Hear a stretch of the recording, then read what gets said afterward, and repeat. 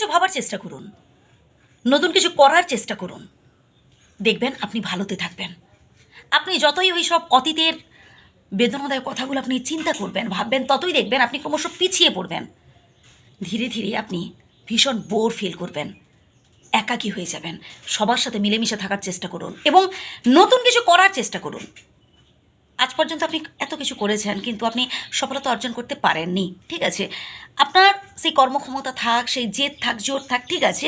এবার কেন আপনি সফলতা অর্জন করতে পারেননি সেটাকে দেখুন বিচার করে, যে কোন কোন ত্রুটিগুলো ছিল। এবার একটু নতুনভাবে সাথ দেওয়ার চেষ্টা করুন অপরকে, দেখবেন আপনি সফলতা অর্জন করতে পারবেন।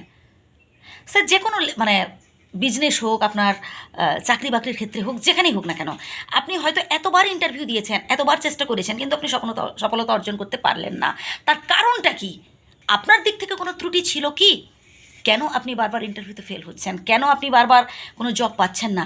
একটু মানে কী বলবো, খুঁটিয়ে দেখার চেষ্টা করুন, একটু বিচার করার চেষ্টা করুন যে কোথায় আমার ভুল ত্রুটিগুলো ছিল, একটু উদ্ভাবনের চেষ্টা করুন। দেখবেন আপনি যখন নিজের ভুলটা নিজে বের করতে পারবেন, তখন দেখবেন এরপরে যখন আপনি নতুন করে চিন্তাভাবনা শুরু করছেন, জেদ এবং মনোবল আপনাকে কিন্তু প্রথম থেকেই রাখতে হবে। আপনার মধ্যে জেদ থাকা চাই এবং মনোবল এটাকে বাড়াতে হবে। হেরে গেলে চলবে না যে আমি পারবো না, আমি এত চেষ্টা করলাম হলো না। একটু টেকনিকটা চেঞ্জ করে দেখুন না, অবশ্যই আপনি পারবেন, অবশ্যই আপনি জিততে পারবেন, অবশ্যই আপনি সফল হতে পারবেন। আর হ্যাঁ, আরেকটা কথা বলবো, আশেপাশে মানুষজন অনেকে অনেক কথা বলবে। আপনি যখন কোনো চাকরি বাকরি জোটাতে পারবেন না, আপনি যখন কোনো কাজ বাজ পাবেন না, অনেকে অনেক কথা বলবে, টুনটিটকারি করবে, নানান লোকে নানান কথা বলবে, নানান কমেন্ট করবে। তাদের কোনো কথা আপনি কানে নেবেন না। আপনার কষ্টটা আপনি বুঝতে পারবেন ভালো, আপনার পরিবারের লোকজন বুঝতে পারবে ভালো, যদি আপনার পরিবারের লোকজন আপনাকে ভালোবাসে। নিশ্চয়ই, তাহলে আপনার কষ্ট, আপনার সমস্যাটা আপনি ভালো বুঝতে পারবেন। এবার লোকে কে কী বললো এসব একদম কানে নেবেন না ভাই।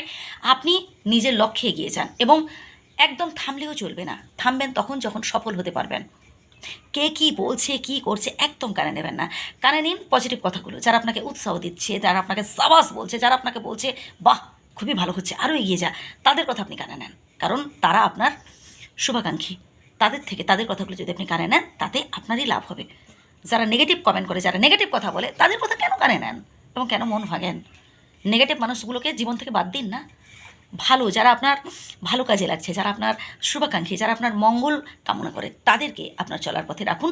তাদের কথাগুলো আপনি কানে নিন, তাদের কথাগুলো গুরুত্ব দেবেন।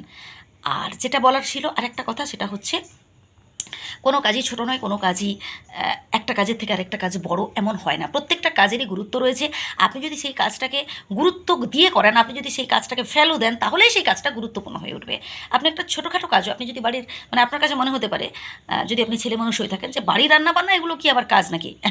এই রান্নাবান্নাটাই যদি আপনি ভালোভাবে শিখে যান, তাহলে আপনি একজন খুব ভালো কী বলবো হোটেলের ম্যানেজার হতে পারবেন।